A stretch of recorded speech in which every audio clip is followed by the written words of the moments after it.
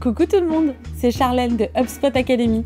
Et dans cette vidéo, je vais vous expliquer comment créer une newsletter pour votre business. Bien sûr, je parle ici d'une newsletter qui va vraiment booster votre chiffre d'affaires. Si vous êtes comme moi, vous recevez chaque jour dans votre boîte mail des dizaines, voire des centaines d'emails, dont beaucoup sont des emails promotionnels qui finissent supprimés ou ignorés. Il est donc normal de se poser la question, est-ce qu'il y a vraiment des gens qui lisent tout ça ? Mais la question que vous devriez plutôt vous poser, c'est est-ce que je passe à côté d'une opportunité en or en n'envoyant pas de newsletter pour mon business? Et la réponse est oui. Oui, parce que l'email marketing génère un ROI incroyable de 36 pour 1. C'est un retour sur investissement plus élevé que le SEO ou la publicité en ligne.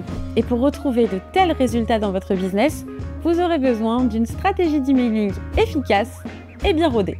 C'est pourquoi vous trouverez en description de cette vidéo un guide newsletter gratuit avec plein d'astuces pour compléter ce que l'on va apprendre ensemble aujourd'hui.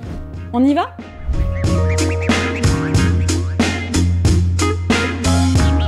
Vous vous demandez peut-être qu'est-ce que je vais mettre dans ma newsletter ? Ça dépend vraiment de votre business, mais il y a quelques règles importantes à respecter de manière générale. D'abord, le contenu doit apporter quelque chose d'utile aux lecteurs. Pas juste leur dire à quel point votre produit ou service est génial.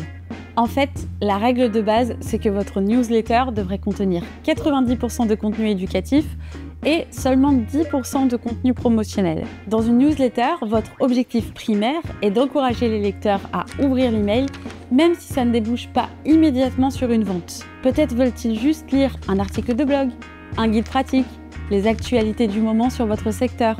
Ça dépend vraiment de votre niche. Et si vous avez besoin d'inspiration pour imaginer quel contenu de newsletter pourrait convenir à votre business, le guide de newsletter gratuit que j'ai mentionné il y a quelques minutes comprend de nombreux exemples de newsletters qui fonctionnent pour plein de types de business différents. Donc, si vous ne l'avez pas encore téléchargé, allez voir le lien en description.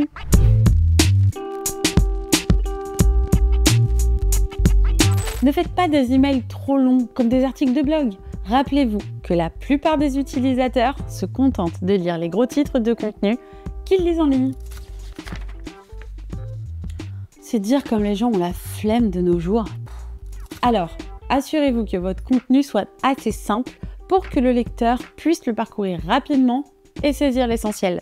Le New York Times, par exemple, résume ses gros titres tout en haut de sa newsletter quotidienne. C'est aussi pour ça que de nombreuses newsletters incluent des graphiques et des infographies pour que les lecteurs comprennent rapidement l'essentiel du message. Ce qui nous amène à la règle numéro 3. Ne noyez pas vos lecteurs avec des dizaines de call to action dans votre email. Choisissez un call to action principal. Cela va de pair avec la règle numéro 2, la simplicité. Si vous submergez le lecteur avec trop d'options, vous risquez de créer le contraire de l'effet souhaité en réduisant la probabilité qu'il clique sur quoi que ce soit. Bien sûr, vous pouvez avoir plusieurs liens dans votre email, mais chaque newsletter devrait avoir un call to action clair et visible, plus important que tous les autres, qui participent au message de l'email.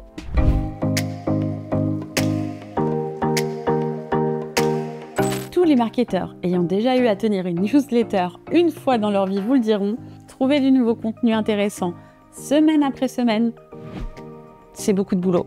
Et le meilleur moyen de ne pas être débordé, c'est d'avoir un calendrier éditorial. Cet outil vous aide à visualiser concrètement ce que vous allez publier et quand, tout en réduisant les efforts que vous avez à fournir en brainstorming. Le gain de temps est colossal. Pour plus d'informations à ce sujet, allez voir la vidéo de mon collègue Amiel. Il a fait un travail super pour vous expliquer tout ça. Ça y est ? Vous avez créé une super newsletter, brève, intéressante, avec un CTA clair ? Formidable ! Maintenant, il faut l'envoyer. Et c'est ici que beaucoup de marketeurs font des erreurs évitables.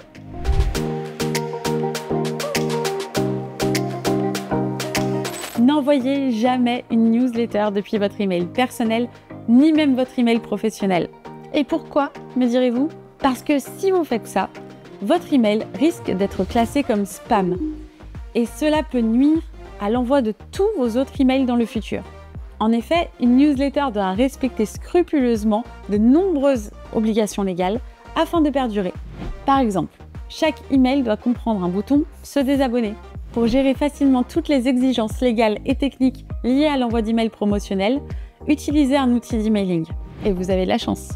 HubSpot a un outil d'email marketing qui vous permet d'envoyer jusqu'à 2000 emails par mois gratuitement et comprend toutes les fonctionnalités nécessaires à l'envoi d'une newsletter.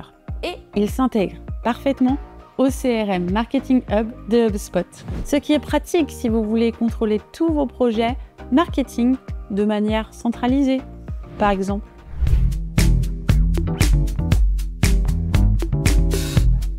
Maintenant, la question est, à qui allez-vous envoyer la newsletter?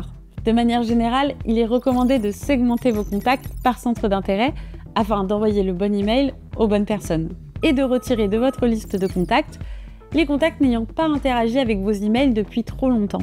Eh bien, la bonne nouvelle, c'est que HubSpot vous dit tout à ce sujet dans un guide vidéo sur l'emailing. Et cerise sur le gâteau, ce tutoriel vous est présenté par nul autre que moi. Le lien est en description.